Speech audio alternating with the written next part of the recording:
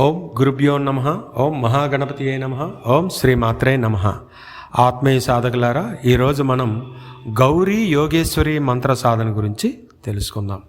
అత్యంత శక్తివంతమైన బహిర్గత అంతర్గత రక్షణ ఇవ్వటంలో, అపారమైనటువంటి ఆధ్యాత్మిక జ్ఞానం ప్రసాదించడంలో ఈ మంత్రానికి తిరుగులేదు.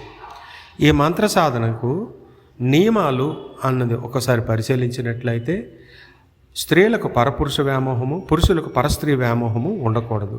ధూమపానం చేయకూడదు, మద్యపానం కూడా చేయకూడదు. ఆహార నియమాలు ఏమీ లేవు.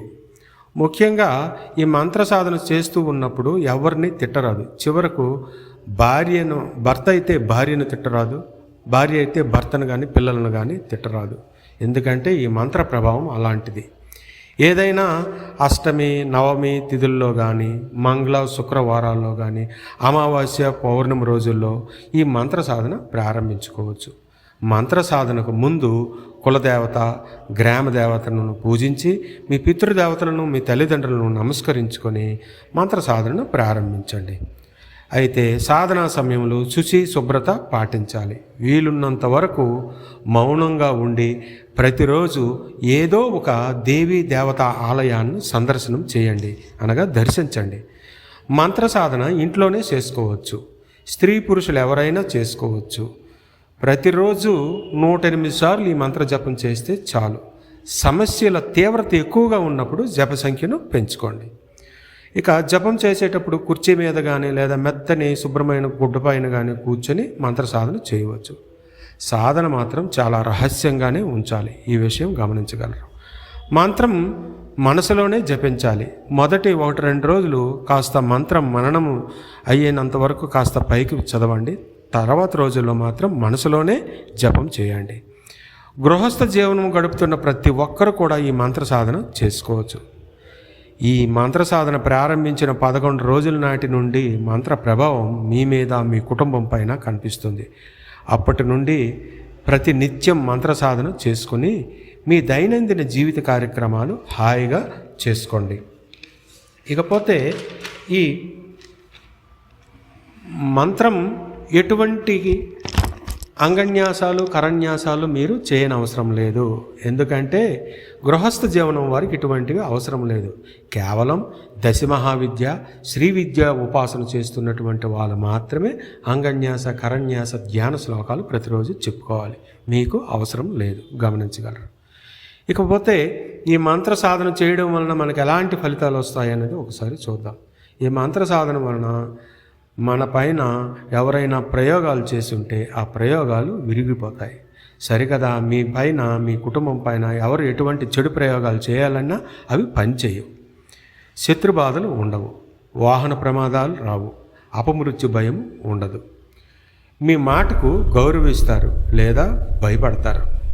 మంచి దైవబలం ఏర్పడి మిమ్మల్ని, మీ కుటుంబాన్ని ఈ మంత్రదేవత సదా రక్షిస్తూనే ఉంటుంది.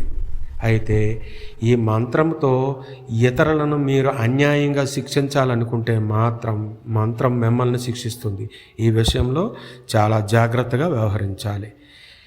ఈ మంత్ర సాధన తీవ్రంగా ఉంటే మీరు చేస్తున్న ఈ మంత్ర సాధన తీవ్రత ఎక్కువగానే ఉందనుకోండి, అప్పుడు మీకు కలలో మంత్రదేవత మీ తల్లి రూపంలో కానీ, లేదా మీకు కుమార్తెలు ఉంటే మీ కుమార్తెల రూపంలో కానీ, లేదా మీ పితృదేవతల రూపంలో కానీ, లేదా మీకు మంత్రమునిచ్చిన లేదా మీకు నచ్చినటువంటి గురుదేవులు ఉంటే వాళ్ళ రూపంలో స్వప్న దర్శనం ఇస్తుంది. ఇది నా దగ్గర ఉపదేశం పొందిన చాలామంది శిష్యులకు అనుభవపూర్వకంగా జరిగింది. చివరగా మీ గృహము ఎప్పుడు శుభ్రంగాను సువాసనగాను ఉండేటట్లు చూసుకోండి. అలా చూస్తే ఈ మంత్ర జపం ఇంకా వేగంగా పనిచేస్తుంది.